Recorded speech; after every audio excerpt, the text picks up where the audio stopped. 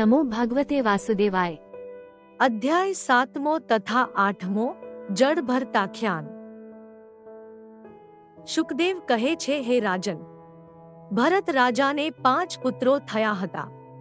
ભરત પોતાની પ્રજાને ધર્મમાં રાખીને પુત્રની માફક તેને પાળતા હતા અને ભરતે ઘણા યજ્ઞો કર્યા હતા। આ રીતે રાજ્ય કરતા કરતા ભરતને ભગવાનમાં ભક્તિ થઈ। તેથી 1 કરોડ વર્ષ રાજ્ય કરીને પુત્રોને રાજ્ય આપીને પુલ્હાશ્રમમાં ગયા, જ્યાં શાળગ્રામથી ભરેલી ગંડકી નદી છે ત્યાં જઈને ભગવાનનું આરાધન કરવા લાગ્યા। એક વખતે ભરત ગંડકીના કિનારે બેઠા હતા ત્યારે એક મૃગલી ગંડકી નદીમાં પાણી પીવા આવી। તેવામાં તેને સિંહની ગર્જના સંભળાણી, તેથી મૃગલી દોડવા લાગી। દોડતા દોડતા તેનો ગર્ભ પાણીમાં પડી ગયો। તે ગર્ભ તણાતો તણાતો ભરત પાસે આવ્યો। તેને ભરત પોતાના આશ્રમમાં લાવ્યા। તે હરણીના બાળકનું પાલન પોષણ કરવામાં ભરતને નિયમો ભૂલાઈ જતા હતા।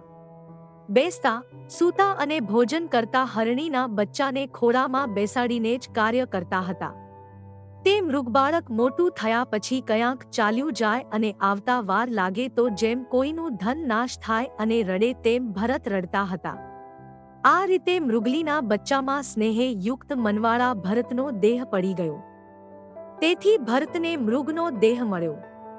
ભગવાનનું આરાધન કર્યું હતું, તેથી તેને પૂર્વ જન્મની સ્મૃતિ રહી। તેથી ભરતને પશ્ચાત્તાપ થવા લાગ્યો। અહો, મૃગના સંગથી હું યોગભ્રષ્ટ થયો। આમ પશ્ચાત્તાપ કરીને પછી પુલ્હાશ્રમમાં આવીને નારાયણાય હરે નમઃ આમ બોલીને મૃગનો હે ત્યાગ શ્યો। 5મા સ્કંધનો 7મો 8મો અધ્યાય સંપૂર્ણ।